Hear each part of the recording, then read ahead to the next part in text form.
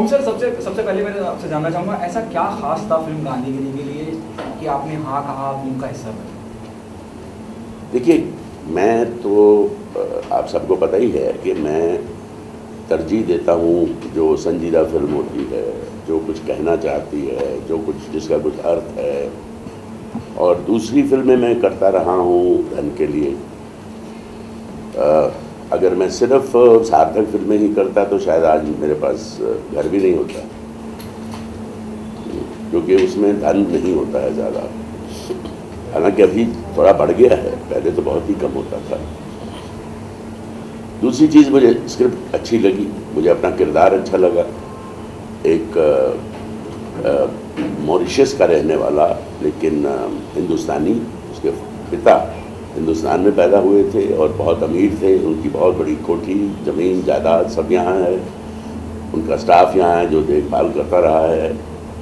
और तो ये आदमी, जैसे लोग तीर्थ स्थान पे जाते हैं ना बुढ़ापे में, कि भाई उनको अचानक कैसे लगा कि भाई मुझे कुछ विशेष करना चाहिए, क्योंकि मेरे पिता तो गांधी जी के मूल्यों पर चले और उन्होंने अपना योगदान दिया, तो मुझे भी कुछ करना चाहिए। गांधीगिरी आपके लिए क्या है? गांधीगिरी मेरे लिए है कि वो समाज में गांधी जी के बारे में चेतना जगाए कि वो किस चीज़ के लिए लड़े थे। उन्होंने अपनी पूरी ज़िंदगी हमें आज़ाद कराने में लगा दी। कितनी तकलीफ़ें सही, जेलों में रहे, और इतना पतला दुबला सुपड़ा आदमी उसने अंग्रेज़ों के नाक में दम कर दिया। और उन्होंने अलग अलग तरह से अहिंसा से उन्होंने सोचा कि इनकी इकॉनमी को कैसे धक्का पहुंचाएगा, क्योंकि वो लोग यहाँ से कॉटन ले जाते थे, वहाँ कपड़े बनाते थे, आके यहाँ महंगे में बेचते थे और पूरी दुनिया में बेचते थे। उनका कोई अंग्रेज़ी कपड़ा नहीं पहनेगा, विदेशी कपड़ा नहीं पहनेगा, खादी पहनेंगे सब। चोट पहुँची, नमक नहीं, नमक पे टैक्स है, चले गए दांडी मार्च। तो अहिंसा के जरिए से उन्होंने हिंदुस्तान को आज़ादी दिलवाई। सुभाष बाबू की मैं बहुत इज्जत करता हूँ, बहादुर थे।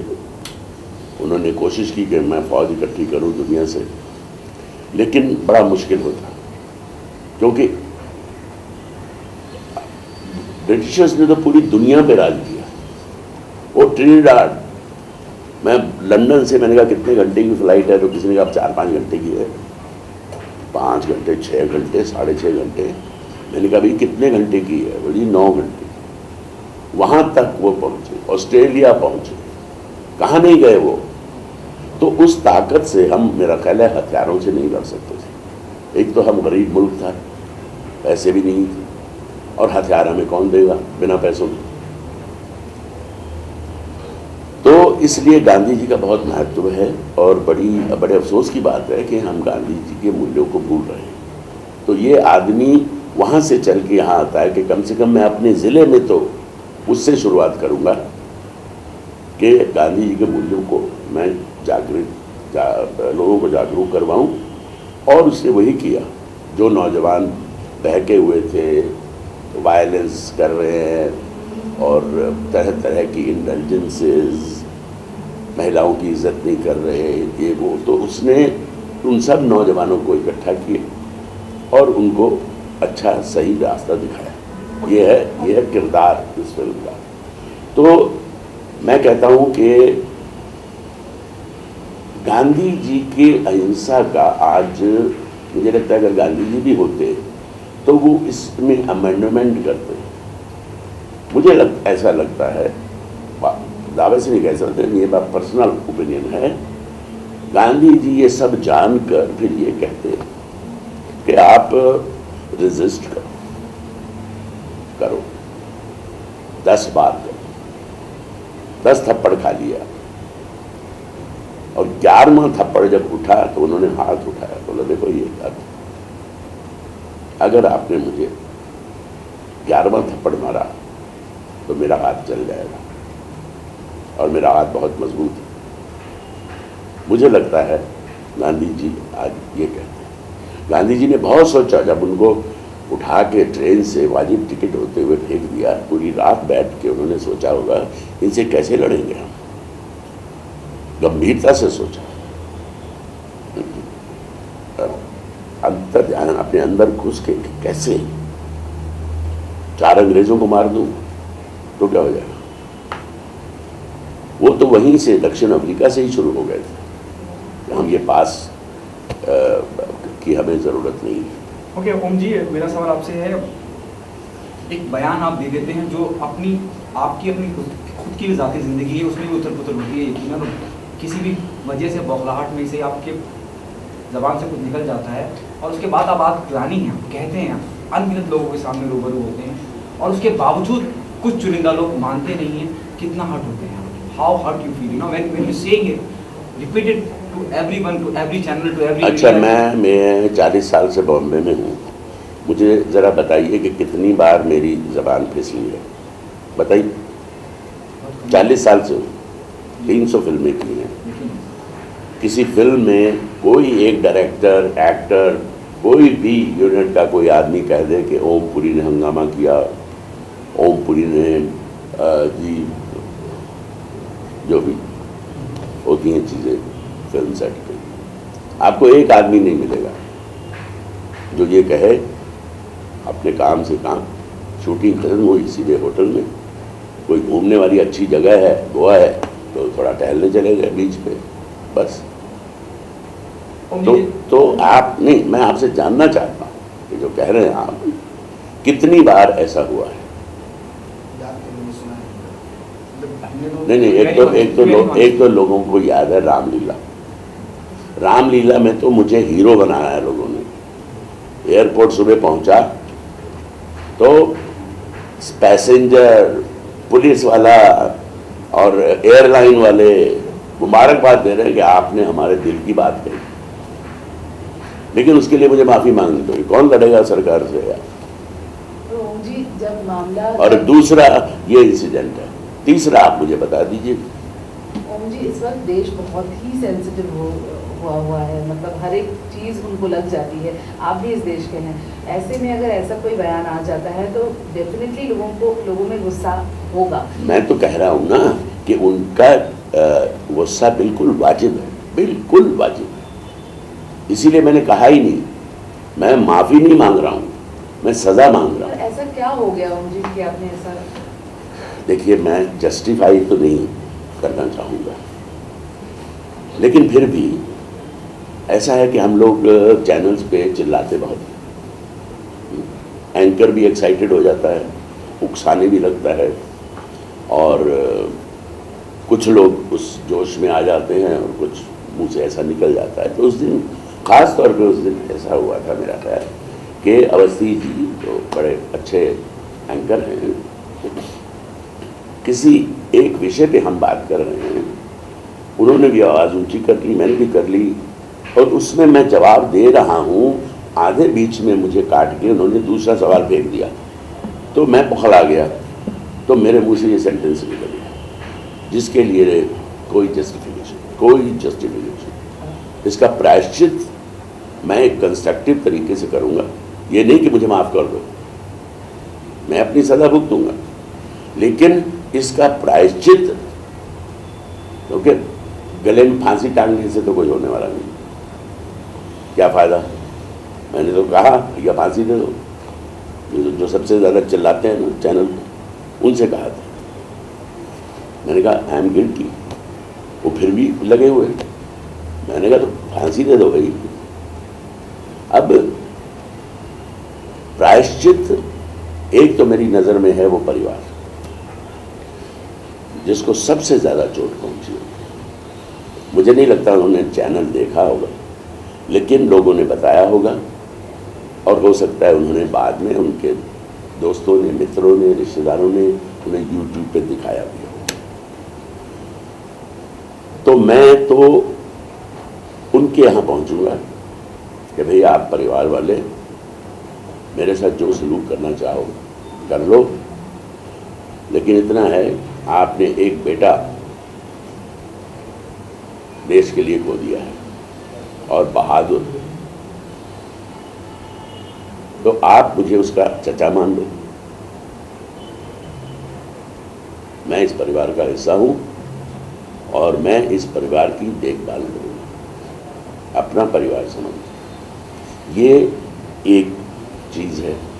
बाकी और बड़े पैमाने पे छोटी छोटी चीज़ें मैं करता रहा हूँ, लेकिन अब इस आखिरी उम्र में तो मैं सिनेमा में तो अच्छा काम करता ही रहूँगा, लेकिन मैं अब सामाजिक काम भी करना चाहूँगा।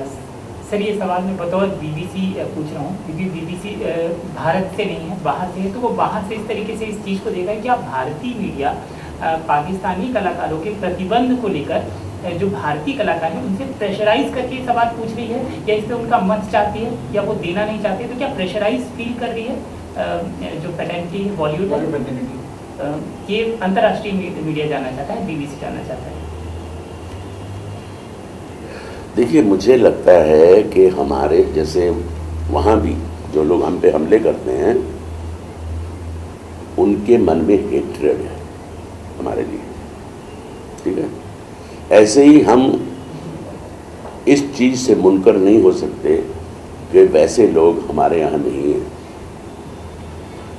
फ़र्क इतना है, वहाँ के जो हेट करने वाले हैं उनके पास हथियार हैं और हमारे जो हेट करने वाले हैं उनके पास हथियार नहीं हैं, वो सिर्फ आवाज़ उठाते हैं। मेरा ये कहना था कि ये समय जो था वो उत्सव का समय था, दिवाली बनाने का समय था कि हिंदुस्तान ने आखिर उन्हीं की ज़बान में जवाब दिया। और ये पहला ऑपरेशन है जिसको उन्होंने इतनी बखूबी से अंजाम दिया कि जिसमें आम आदमी जो निर्दोष है उसका नुकसान ना हो। सिर्फ वो जो टेररिस्ट कैंप हैं उसी पे अटैक किया गया। तो ये बहुत बड़ा बदलाव है हमारी नीति में, और मैं मोदी जी को इसके लिए बधाई देता हूँ, आर्मी को बधाई देता हूँ कि इतने प्रिसिशन से उन्होंने इसे कामयाब किया। एक सेकंड। और दूसरे, मोदी जी ने ऐलान किया कि अब हम ईंट का जवाब पत्थर से देंगे, लेकिन साथ ही अगर आपने गौर किया हो, उन्होंने संबोधन किया वहाँ की आवाम को कि आइए हम गरीबी से लड़ें, बेरोजगारी से लड़ें, कंपटीशन हो हमारा, फिर देखते हैं पहले कौन जीतता है। तो ये था कि उन्होंने वो रास्ता जो बातचीत का है वो छोड़ा नहीं है कंप्लीटली। हाँ, सार्क कैंसिल करवा दिया उन्होंने और उनके साथ बाकी मुल्क भी शामिल हो गए। तो उनकी एक स्ट्रैटेजी है, उस स्ट्रैटेजी से उनको काम करने दीजिए। ये बड़ी पैटी चीज़ है कि वो 15 एक्टरों को भेज दो। अब सरकार नहीं कह रही, सरकार के मन में कुछ है ना कि हम इसको बढ़ाएंगे नहीं, तो सरकार का साथ तो है। सरकार ने हमें खुश कर दिया, हमारा आत्मबल बढ़ा दिया, हमारा आर्मी का आत्मबल बढ़ गया है। तो इस पैटी चीज़ को, चलो मैं कहता हूँ ये पैटी नहीं है। तो जो प्रोटेस्टर्स हैं, सही तरीका ये है कि आप सचिवालय के आगे धरना लगाओ। बीजेपी और शिवसेना की मिली जुली सरकार है और ये शिवसेना का ही नारा है कि इनको वापस भेजो। तो आप जाइए, जुलूस लेके जोर डालिए सरकार के साथ। सिर्फ एक्टर नहीं, जो इस मुल्क में व्यापार करने वाला आया है पाकिस्तानी, वो भी, और जो अपने रिश्तेदारों से मिलने आए वो भी। हम चाहते हैं ये सब हमारा मुल्क छोड़ के अगले 3 दिन में वापस चले जाएं। इनका वीज़ा हम खारिज करते हैं। हम चिल्ला रहे हैं सड़कों पे, मां चैनल्स पे बहसें हो रही हैं बड़ी बड़ी, इतनी पैटी सी चीज़। आपको विश्वास नहीं है मोदी साहब? अभी भी उनको अपनी स्ट्रैटेजी से लड़ने दीजिए। ये दुश्मनी मत फैलाइए आवाम में। 6 बार जा चुका हूँ मैं पाकिस्तान, ईमानदारी से कह रहा हूँ, मुझे बहुत प्यार और मोहब्बत मिला है वहाँ से, और बाकी लोगों का भी है। आवाम में, चाहे होटल में हो, होटल में ठहरे हुए लोग हों, पुलिस वाले हों, कस्टम वाले हों, 6 बार गया हूँ, कभी मुझे लाइन में खड़े नहीं होना पड़ा। कोई एक अफसर आता है, मेरे से पासपोर्ट ले लेता है और इस जरिए अंदर चाय पीजिए आप, सामान आपका आ जाएगा, तो हम बताते हैं। जो भी फॉर्मेलिटीज़ हैं वो पूरी कर देते हैं। तो हम दूसरी चीज़ ये मत भूलें कि जब हमारा विभाजन हुआ, जब हमारा पार्टीशन हुआ, वो सिर्फ जायदाद और ज़मीन का नहीं, वो जज्बातों का हुआ, रिश्तों का हुआ। यहाँ के आधे लोगों के रिश्तेदार उधर हैं, उधर वालों के आधे रिश्तेदार इधर हैं। जब मैं जाता हूँ, कोई कहता है लखनऊ में मेरे अब्बा दफन हैं, बड़ा मन करता है कि जाके सजदे में बैठूँ। कोई कहता है पटना में, कोई कहता है कानपुर में। तो ये हम आसानी से आ जाना नहीं पा रहे। और दूसरे पार्टीशन जब हुआ तो मुसलमानों ने और हिंदुओं ने, हालांकि हिंदू उधर बहुत कम हैं, कभी ये नहीं सोचा था कि हम एक दूसरे से आसानी से मिल नहीं पाएंगे। उन्होंने ये सोचा होगा ठीक है यार, बंटवारा हो रहा है, अब नहीं मान रहे हैं, कायदे आज़म भी नहीं मान रहे हैं, तो ठीक है यार, तू भाई उधर जाना चाहता है, तू उधर चला जा, मेरी तो यहाँ 100 एकड़ ज़मीन है यार, मैं ये छोड़ के क्यों जाऊँ। और दूसरा, उन्होंने सोचा कि जैसे भाई अलग होते हैं, प्रैक्टिकल रीजंस की वजह से, परिवार है, 3 भाई हैं, बड़ा घर है, एक के 3 बच्चे हो गए, एक के 2 हो गए, दूसरे के 4 हो गए, घर छोटा पड़ता है। तो एक भाई कहता है अब मैं अलग से रह लूँ। हाँ बेटा फिर रहो, मुझे मालूम है दिक्कत होती है।